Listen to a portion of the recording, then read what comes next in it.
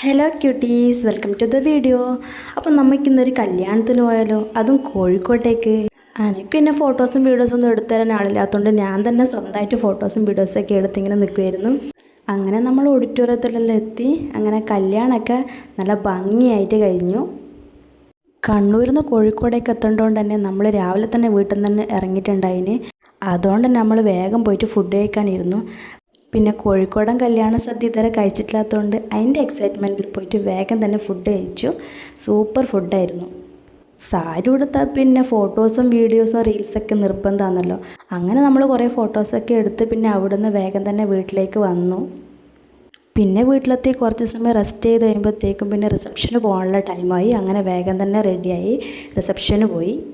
കോഴിക്കോട് പോയി വന്നതിൻ്റെ ക്ഷീണമുള്ളത് കൊണ്ട് തന്നെ നമ്മൾ പിന്നെ കുറേ സമയമൊന്നും അവിടെ നിന്നില്ല. ബിരിയാണി നമ്മുടെ ഫേവറേറ്റ് ആയിട്ടായതുകൊണ്ട് അത് കഴിച്ചിട്ട് വേഗം വീട്ടിലേക്ക് പോയി. അപ്പോൾ നമുക്ക് അടുത്ത വീഡിയോ കാണാം. See to the next video. Tata.